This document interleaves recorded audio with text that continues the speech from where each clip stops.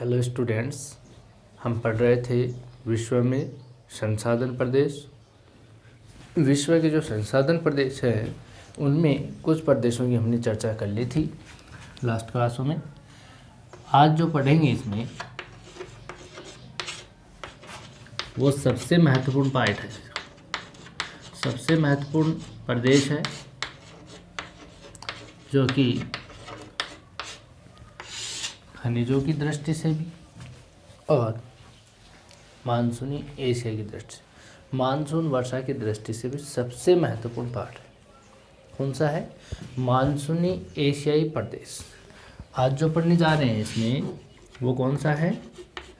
मानसूनी एशियाई प्रदेश।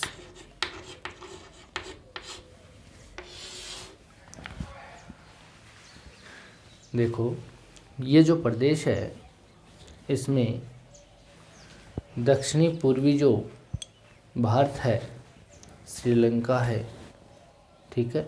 इस महाद्वीप में, जैसे एशिया महाद्वीप की बात करेंगे हम मानसूनी एशिया की, तो यहाँ पे अगर इसको मैप में देखना चाहो तो एक बार मैप में देख लो इसको। यहाँ पे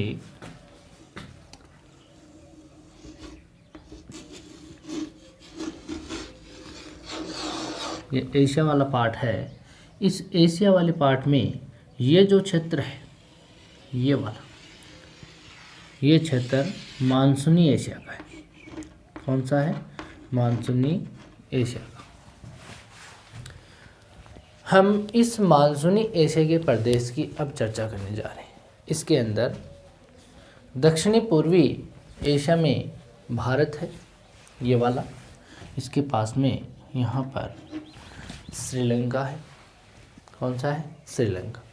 भारत के इस भाग पर यहाँ पे अगर भारत की स्थिति है तो भारत के इस क्षेत्र में यहाँ पर देखेंगे तो ये वाला भाग यहाँ पर पाकिस्तान का है। कौन सा है? पाकिस्तान का। तो मानसूनी एशिया के अंदर यहाँ पे भारत है, श्रीलंका है और पाकिस्तान है यहाँ पर। और बात करें तो बांग्लादेश की बात कर सकते हैं। यहाँ पर एक देश है, यहाँ ये वाला, ये बांग्लादेश। कौन सा देश है? बांग्लादेश। बांग्लादेश में शामिल है। नेपाल की बात करें तो नेपाल वाला ये जो क्षेत्र है, ये वाला, ये नेपाल है, ठीक है। नेपाल। यहाँ पर म्यांमार की बात कर सकते हैं। भारत के पड़ोसी देश म्यांमार यहाँ पर है, ये वाला देश है, ये म्यांमार है। वापस रिपीट कर रहा हूँ, भारत, श्रीलंका, पाकिस्तान, नेपाल, बांग्लादेश, म्यांमार। और म्यांमार के बाद में यहाँ पे ले सकते हैं इंडोनेशिया को। कौन सा क्षेत्र ले सकते हैं? इंडोनेशिया को। ये इंडोनेशिया के अंदर यहाँ पे सुमात्रा, जावा, बोर्नियो, पापुआ न्यू गिनी, ये जो द्वीप समूह है इसको इंडोनेशिया कहते हैं। क्या कहते हैं? इंडोनेशिया कहते हैं। यहाँ पर मलेशिया जैसा देश भी है, मलेशिया है। यहाँ पर थाईलैंड है। यहाँ म्यांमार के पास में ये जो देश है वो कौन सा है? थाईलैंड, जिसको श्याम की खाड़ी भी कहते हैं। इसके पास में श्याम की खाड़ी है, ठीक है। यहाँ पर थाईलैंड है, इंडोनेशिया है, मलेशिया, ये मलाया प्रायद्वीप है। ये नीचे लटका हुआ भाग दिख रहा है आपको, ये कौन सा है? मलाया प्रायद्वीप। तो इसके अंदर देश है ये मलाया प्रायद्वीप में मलेशिया। कौन सा देश है? मलेशिया देश। और मलेशिया देश भी मानसूनी एशिया में शामिल किया जाता है। इधर से देखेंगे तो इस क्षेत्र में यहाँ पर इस भाग में एक तो ये कोरिया वाला क्षेत्र, उत्तरी कोरिया और दक्षिणी कोरिया, ये भी मानसूनी एशिया में आता है। इसके पास में जापान बना हुआ है, होक्काइडो, होन्शु, शिकोकू और क्यूशू, इन 4 द्वीपों से मिलकर के जापान देश बना हुआ है। ये जापान भी मानसून में आता है, ठीक है। वापस रिपीट कर रहा हूँ, कौन कौन से क्षेत्रों की हमने बात कर ली है? भारत की, श्रीलंका की, पाकिस्तान की, नेपाल की, Bangladesh, Myanmar, Thailand, Malaysia, Indonesia, Korea और जापान। जापान की बात कर ली हमने, ठीक है। और इसके बाद में मुख्य जो देश है यहाँ पर वो है चीन। कौन सा देश है? चीन। ये जो भाग है भारत के इस क्षेत्र में, यह मंगोलिया है, इसके पास में ये जो देश है, इस देश का नाम क्या है यहाँ पर? चीन। ये वाला चीन है, समझ रहे हो बात? ये कौन सा देश हो गया? चीन हो गया। ये इसका विस्तार, मानसूनी एशिया का विस्तार यहाँ पर है, समझ गए? यहाँ पर लाओस, कंबोडिया, वियतनाम जैसे क्षेत्र भी हैं, फिलीपींस वाला क्षेत्र भी इसमें शामिल है। ठीक है, फिलीपींस कहाँ है? यहाँ पर छोटे छोटे द्वीप समूह में बना हुआ है ये वाला, और यहाँ पर ये लाओस है, कंबोडिया है और वियतनाम है। 3 देश हैं जो एशिया के गरीब देश हैं यहाँ पे। ठीक है, ये भी इसमें शामिल किए गए। यहाँ पर अगर हम बात करें, यहाँ ग्रीष्म काल जो होता है, जब ग्रीष्म ऋतु आती है तो ग्रीष्म ऋतु में यहाँ पर जो पवनें हैं वो समुद्र से स्थल की ओर चलती है। कहाँ से कहाँ चलती है? समुद्र से स्थल की ओर। क्यों चलती है वो देख लेते हैं एक बार, ध्यान देना यहाँ पर। जैसे मानो ये भाग है, ठीक है, यहाँ जल है और यहाँ पर स्थल भाग है। यहाँ क्या है? स्थल भाग। यहाँ पर क्या है? जलीय भाग है और यहाँ पर स्थल भाग है। एक बार हम स्थल और जल की कंडीशन को समझते हैं कि पवनें हमेशा जल से स्थल की ओर क्यों चलती है ग्रीष्म काल में, उसके लिए समझते हैं। यहाँ पर बात करते हैं कि इस क्षेत्र में जब सूर्य की किरण सीधी पड़ती है, गर्मियों में यहाँ पर सूर्य की किरणें सीधी पड़ेगी, और सीधी पड़ेगी इसका मतलब वहाँ पे तापमान क्या होगा? ज़्यादा होगा। ठीक है, तो इसको हम दिन रात से ले सकते हैं। जैसे दिन को आप ग्रीष्म ऋतु समझो और रात को आप शीतकाल समझो या सर्दियों की ऋतु समझो। ठीक है, यहाँ पे हम बात करेंगे दिन में जब सूर्य सुबह चमकता है तो वो धरातल को जल्दी गर्म कर देगा। कारण क्या है? इससे आने वाली जो किरणें हैं वो इसके धरातल के अंदर गहराई तक नहीं जा सकती, केवल इतने भाग को ही गर्म कर पाती हैं। इस क्षेत्र को ही गर्म कर पाएंगी क्योंकि इसके नीचे सूर्य की किरणें उसको पार नहीं कर सकती। केवल धरातल के 1 या 2 मीटर के क्षेत्र को ही ये गर्म कर सकती है। इसके बाद में सूर्य की किरणों का प्रभाव नगण्य हो जाता है। यहाँ पर अगर बात करेंगे दिन के समय, तो सूर्य की किरणें, आने वाली किरणें हैं, वो जैसे ही इस जल में गिरी तो यहाँ पर जल में संचलन होता है। जल में क्या होता है? संचलन होता है। उसके कारण एक स्थान से दूसरे स्थान मूव करते रहते हैं। तो यहाँ पर किरण गिरी, यहाँ के क्षेत्र को गर्म किया तो ये क्षेत्र आगे निकल गया। अब फिर इसके पीछे कोई और क्षेत्र आया या नीचे से पानी ऊपर आया तो यहाँ पर इस क्षेत्र को गर्म करना पड़ेगा फिर से इसको, और ये किरण इस पानी को, ये पारदर्शक होता है इसलिए पानी को पार करके गहराई तक जाता है, यानी 200 मीटर गहराई तक पानी में प्रकाशित मंडल बोलते हैं इसको, यानी 200 मीटर गहराई तक सूर्य की किरणें प्रवेश करती हैं, उसके बाद में नहीं करती। तो समुद्र के अंदर या पानी के अंदर बात करेंगे तो 200 मीटर की गहराई तक पानी में सूर्य की किरणें जा सकती हैं, यानी 200 मीटर को गर्म करना पड़ेगा। तो आप सोचो कौन से क्षेत्र को जल्दी गर्म करेगा और कौन से को धीरे गर्म करेगा।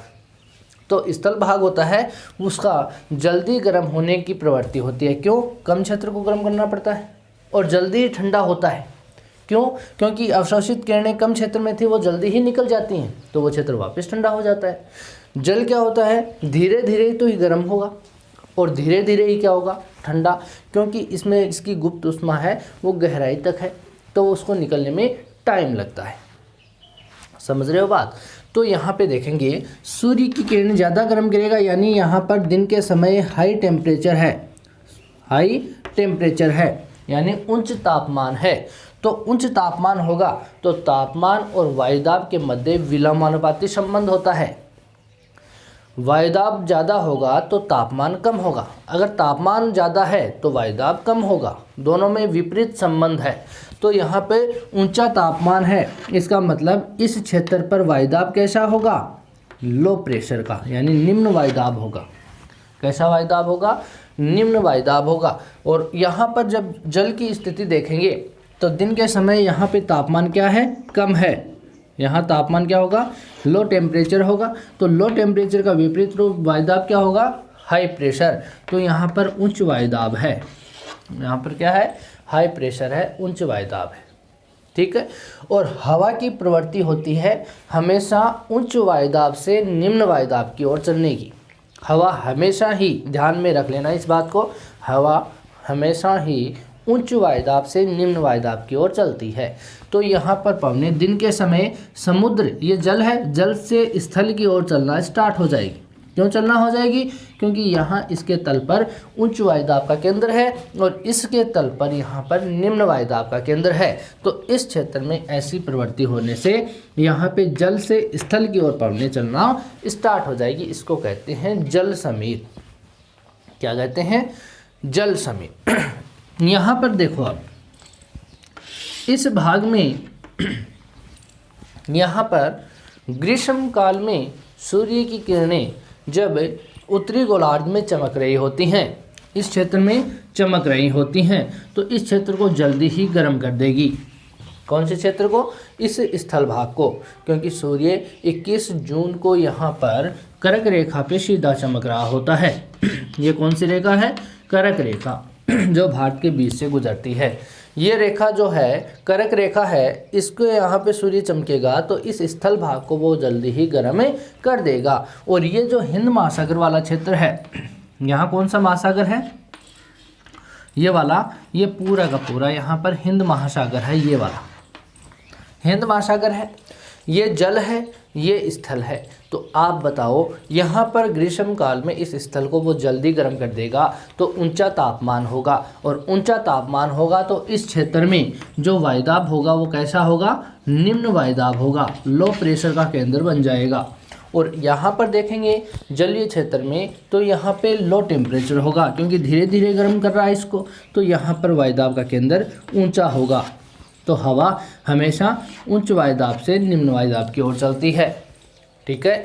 तो ग्रीष्म काल में यहाँ से चलने वाली जो पवन है, हिंद महासागर से एशिया महाद्वीप की तरफ जो पवनें चलती हैं, वो पवनें यहाँ से नमी धारण करती हैं, और नमी धारण करके आगे ले जाकर जहाँ भी इनको रुकावट मिलती है वहाँ पर संघनित होकर के वर्षा कर देती है। तो यहाँ पर जो वर्षा होगी वो कब होगी, ग्रीष्म काल में होगी। मानसूनी एशिया में जो वर्षा प्राप्त होती है वो ग्रीष्म काल में होती है, समुद्र से स्थल की ओर चलने वाली हवाओं के कारण। समझ में आ गया। यहाँ पर निवास करने वाले जितने भी लोग हैं मानसूनी एशिया में, यहाँ पर इसको, इस वर्षा के कारण मानसूनी कहते हैं। मानसूनी इसलिए कहते हैं कि 6 महीने ये दशा रहती है, 6 महीने दूसरी दशा विपरीत हो जाती है। कारण कि शीतकाल के समय यहाँ उच्च वायुदाब बन जाएगा जो जल्दी ठंडा हो जाता है, और ये धीरे धीरे ठंडा होता है, तो उच्च वायुदाब से निम्न वायुदाब की ओर हवाएं चलना स्टार्ट हो जाएगी। तो हवा हमेशा जब स्थल से चलेगी जल की ओर तो यहाँ पर इसको नमी नहीं मिल पाएगी, तो वर्षा करेगी कहाँ से। तो नमी वाली हवाएं होती हैं, आर्द्रता धारण किए हुए जो हवाएं होती हैं वो ही हमेशा वर्षा लेके आती है। ठीक है। तो इस क्षेत्र को यहाँ पे मानसूनी एशिया का क्षेत्र कहते हैं। इसको क्या कहते हैं, मानसूनी एशिया का क्षेत्र। ठीक है। इसके बाद में हम कहें कि इस क्षेत्र में जो निवास करने वाले लोग हैं उनकी सभ्यता और उनकी संस्कृति सबकी अलग अलग प्रकार है, यानी भिन्न प्रकार की इसकी क्या है, यहाँ पर सभ्यता और संस्कृति है। ठीक है। यहाँ पे और बात करें तो इस क्षेत्र में उपजाऊ भूमि है। इसमें क्या है, उपजाऊ भूमि है, और यहाँ पर अनुकूल जलवायु पाई जाती है। कैसी जलवायु पाई जाएगी, अनुकूल जलवायु होने के कारण सर्वाधिक यहाँ पर जनसंख्या निवास करती है। अनुकूल जलवायु कैसी, यानी सम जलवायु है। यहाँ पे न ज़्यादा गर्मी है और न ज़्यादा सर्दी है। यानी हम बात करें तो इस थार के मरुस्थल में यहाँ देखेंगे तो यहाँ पे ज़्यादा गर्मी है, सहारा का मरुस्थल देखेंगे तो ज़्यादा गर्मी है। यहाँ पे ऊपरी क्षेत्रों की बात करेंगे तो यहाँ पे सर्दी ज़्यादा है। ठीक है, शीतकाल ज़्यादा है। तो यहाँ पे हम देखेंगे तो इस क्षेत्र में मानव निवास के लिए योग्य नहीं है। यहाँ देखेंगे मरुस्थलीय क्षेत्र में, यहाँ भी नहीं है। लेकिन ये जो भूमि है ये भूमि मानव निवास के लिए सबसे उपयुक्त भूमि मानी जाती है। यहाँ पर समुद्र के तटीय क्षेत्र हैं एक तो, और एक नदी जो घाटियाँ हैं वहाँ पर सबसे ज़्यादा लोग निवास करते हैं। ठीक है, वहाँ इसलिए करते हैं क्योंकि वहाँ कृषि के लिए जल उपलब्ध हो जाता है और खाने के लिए उनका जीवन निर्वाह अच्छे से निकल जाता है। विश्व की सबसे ज़्यादा जनसंख्या भी इसी मानसूनी एशिया वाले क्षेत्रों में निवास करती है। विश्व की सबसे ज़्यादा जनसंख्या यहीं पर निवास करती है। समझ गए बात। इसके बाद में हम बात करते हैं, इसको 3 भागों में बांटते हैं। एक तो पूर्वी मानसूनी एशिया, एक तो कौन सा है, पूर्वी मानसूनी एशिया। इसके अंदर चीन आएगा, जापान आएगा। जापान प्रशांत महासागर में द्वीपों से बना हुआ एक देश है। ठीक है, इसमें उत्तरी कोरिया, दक्षिणी कोरिया आएगा। पूर्वी एशियाई जो देश हैं उसके अंदर चीन, जापान, उत्तरी कोरिया, दक्षिणी कोरिया, जो कि मानसूनी क्षेत्र का एक, पूर्वी मानसूनी क्षेत्र का एक भाग है। समझ गए बात। यहाँ पर चीन में समतली भूमि है। चीन में क्या है, समतली भूमि या मैदान है। और जापान कोरिया में तटीय भाग में पठारी क्षेत्र है और पर्वतीय प्रदेश हैं। यानी चीन में तो क्या है, समतल मैदान ज़्यादा है। ठीक है, और यहाँ इसके जापान में और कोरिया के अंदर क्या है, पठार और पर्वत ज़्यादा है। तो यहाँ पे कहते हैं कि इस क्षेत्र में सर्दी में तापमान कम होता है। सर्दियों में क्या होता है, तापमान कम होता है, और कम तापमान होता है तो शीतकाल ज़्यादा होता है, आपको ही पता है। और वर्षा जो होगी वो ग्रीष्म काल में होती है। वर्षा कब होगी, ग्रीष्म काल में। समुद्र से चलने वाली जो हवाएं हैं वो यहाँ पर वर्षा लेकर के आती हैं। कौन सी हवाएं लेकर आती हैं, जो जल समीर होती हैं, समुद्र से चलने वाली जो हवाएं हैं वो यहाँ पर वर्षा लेकर के आती हैं। खनिजों की दृष्टि से अगर देखें तो यहाँ पर अधिक खनिज मिलते हैं, जिसमें कोयला है, टिन है, यहाँ पर जो लोहा है, टंगस्टन है। वापस रिपीट कर रहा हूँ, कोयला, टिन, यहाँ पे लोहा, टंगस्टन बहुतायत रूप में यहाँ मिलते हैं। मानवीय संसाधन की दृष्टि से देखें तो जनसंख्या का घनत्व भी यहाँ पे बहुत ज़्यादा है। यानी जनसंख्या घनत्व का मतलब कम क्षेत्र में ज़्यादा लोग निवासित। ठीक है, तो इस क्षेत्र की हम बात करें तो ये वाला क्षेत्र है, इसमें खनिज संपदा भी अच्छी है और यहाँ पे जनसंख्या भी ज़्यादा है और सर्दियों में तापमान कम रहता है। दूसरा क्षेत्र है इसका दक्षिणी मानसूनी एशियाई क्षेत्र। दक्षिण में कौन से क्षेत्र रहेंगे, भारत वाले ये क्षेत्र रहेंगे। दक्षिणी मानसूनी एशियाई क्षेत्र में इसका विस्तार भारत को ले सकते हो, पाकिस्तान को ले सकते हो, श्रीलंका को ले सकते हो, बांग्लादेश को ले सकते हो, यहाँ पे नेपाल को ले सकते हो, यहाँ पे भूटान जैसे देश भी इसमें शामिल किया गया है। यहाँ पे भी वर्षा कब होती है, ग्रीष्म काल में होती है, जिसको मानसूनी वर्षा कहते हैं, जो कि हिंद महासागर से आने वाली जो हवाएं हैं। हिंद महासागर कौन सा है, ये वाला, इसका एक भाग अरब सागर, एक भाग बंगाल की खाड़ी। तो यहाँ से चलने वाली हवाएं यहाँ पर ग्रीष्म काल में वर्षा लेकर के आती हैं। यहाँ पर इन तटीय जो क्षेत्र हैं, ये जो वर्षा लेकर आएंगी पवनें, ये तटीय भाग जो हैं, इन तटीय भागों में सबसे ज़्यादा वर्षा करती है। जो भी तटीय क्षेत्र हैं, इन तटीय क्षेत्रों पर यहाँ पे ज़्यादा वर्षा होती है। 200 सेंटीमीटर वार्षिक वर्षा के रूप में, औसत रूप में यहाँ पे वर्षा देखने को मिलती है। और वर्षा अनिश्चित है, इसका कोई निश्चित समय नहीं है कि इसी समय आएगी। अनिश्चित है, अनियमित है, यानी लगातार भी हो सकती है, रुक रुक भी हो सकती है, असमान रूप से होती है।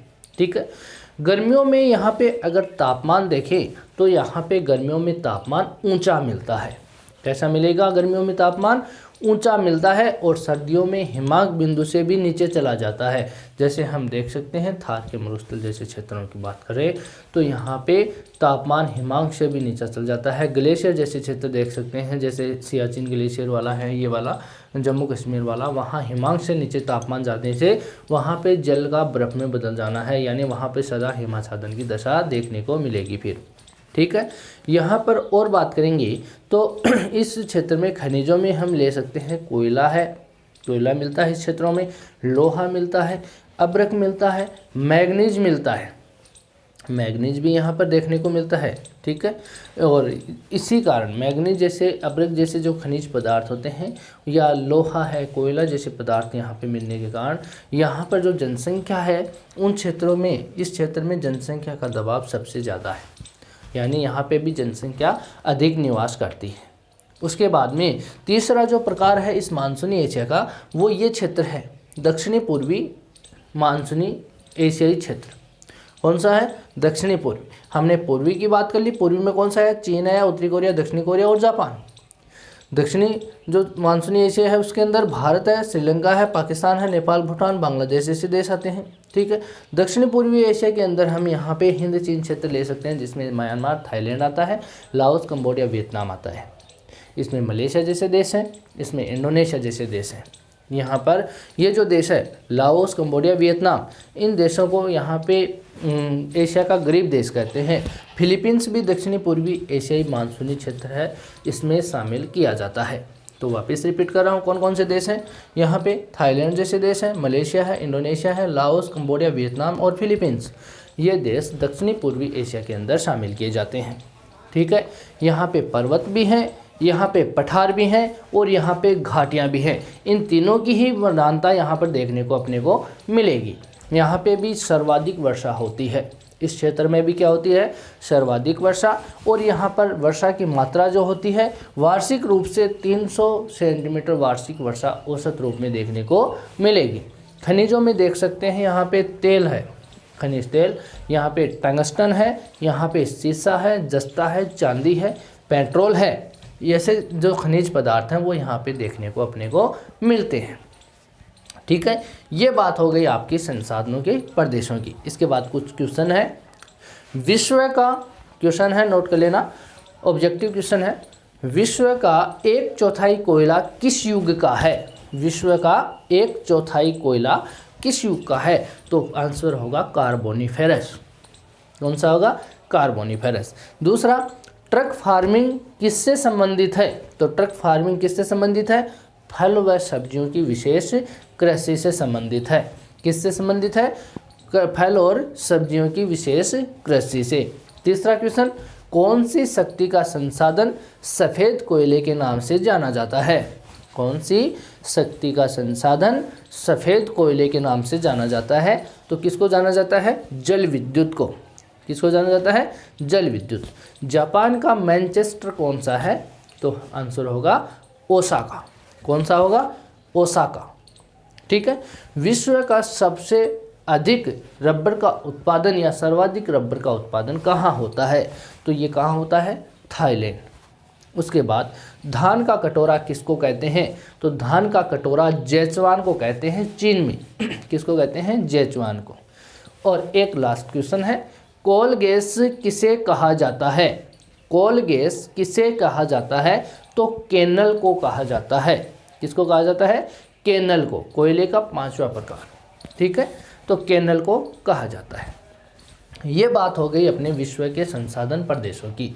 हमने ध्रुवीय प्रदेश पढ़ा, हमने उपध्रुवीय प्रदेश पढ़ा है, हमने शीतोष्ण यूरोपीय प्रदेश पढ़ा, उष्ण अफ्रीका शुष्क एशियाई प्रदेश पढ़ा, इसके बाद हमने मानसूनी एशियाई प्रदेश को पढ़ा है, ठीक है। इसके बाद में हम बात करेंगे नेक्स्ट टॉपिक की, और वो करेंगे अगली क्लास में। आज के लिए इतनी बातें करेंगे। धन्यवाद।